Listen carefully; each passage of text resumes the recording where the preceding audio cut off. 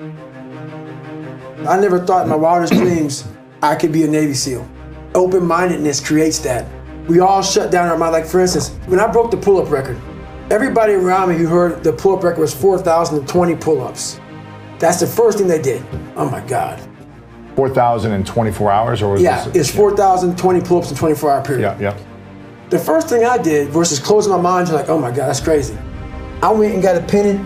And say, how many is that every minute? Exactly. Every hour, every second. Instead of taking life and making it out to be this grandiose thing, start breaking it down. Start breaking it down. And most of us, we live in a box and we don't want to go outside that box at all, ever.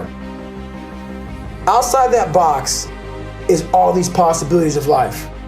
What we do is we shackle our mind. We are a prisoner in our own mind that this is all I can do. This is all I'm good at. We take away the possibilities of you could be this, you could be that, you could be all these things. And I never thought at 300 pounds I could be Navy SEAL.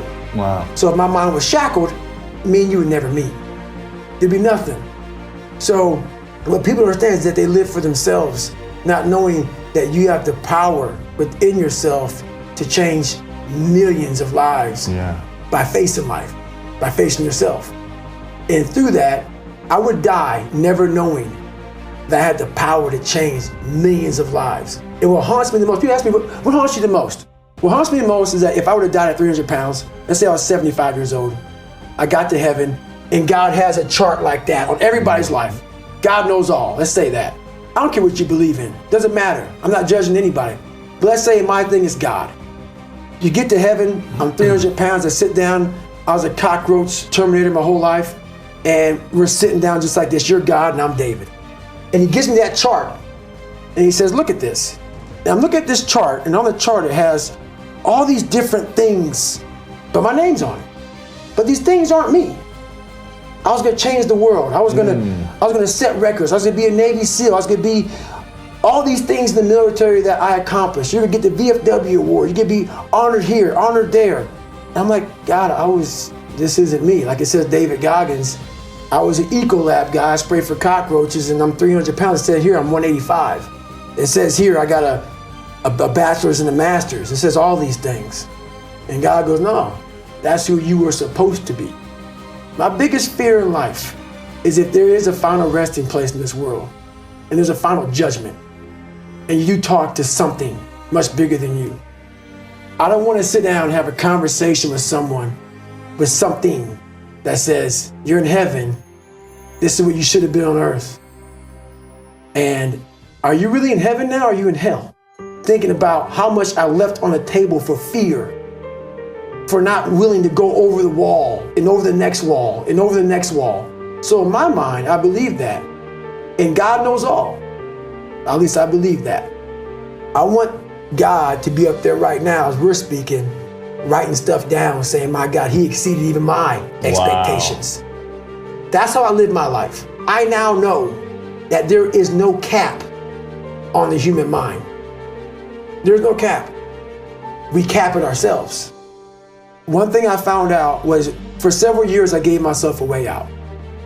I would climb a mountain, I fall back down. I start climbing, I fall back down for the first 24 years of my life. I went to my first hell week, my second hell week, and then my third hell week came in SEAL training, and the CO, Captain Bowen, looked at me. I'm on crutches, I'm all jacked up. He says, hey, this is your last time you're gonna go through buds. This is it. I had several stress fractures. I had double pneumonia, I was jacked up, and he gave me a few months to heal. And he said, this is your last time going through. I shouldn't even let you go back through. I started Navy SEAL training with stress fractures. Stress fractures, not shin splints. That's hard to finish. Stress fractures. Starting the hardest training, arguably the hardest training in the world with stress fractures. And this is when I started to not put a cap on the body if the mind is there. Every morning I would wake up at 3:30 in the morning, 4 o'clock in the morning, go to my dive cage, go in there before anybody saw me. I'd get duct tape, and I would tape from my forefoot all the way up to the mid of my calf, and I would put 2 black socks on.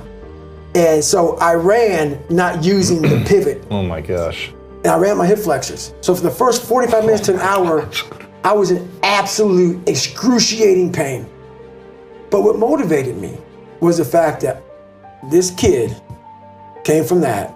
I'm in the hardest training in the world, in the worst shape of my entire life. What if I can graduate amongst these studs? Wow. All these guys around me are studs. They're stallions, they're gladiators in my class. They're all healthy, most of them. They're not broken like this. But if I can graduate, it would change everything for me. If I can start the hardest training in the world, broken, and graduate. So my mind fed off of that.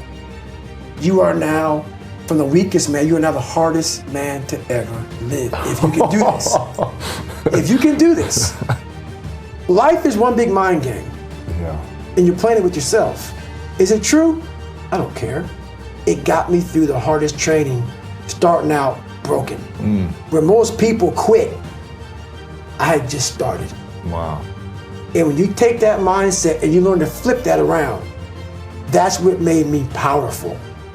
And my body followed. And 3 months later, my stress fractures were healed by running on them.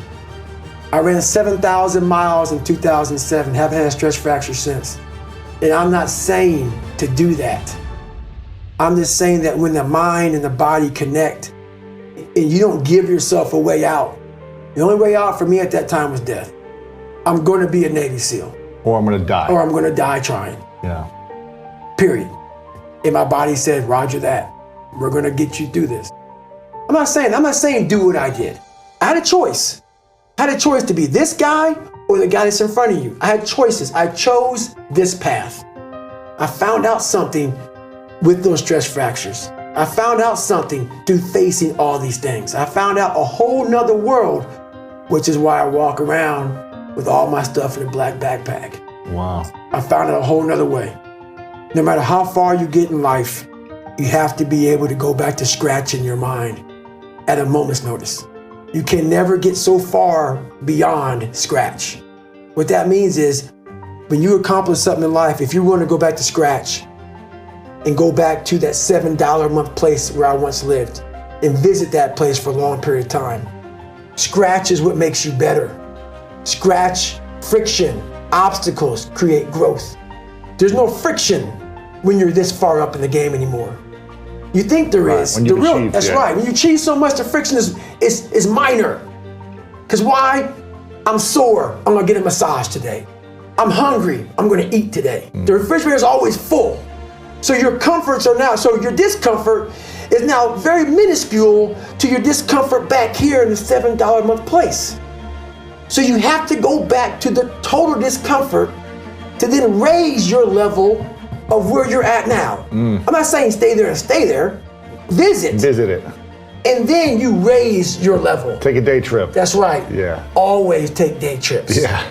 Don't stay there. That's right. But take a day trip. Take a day trip.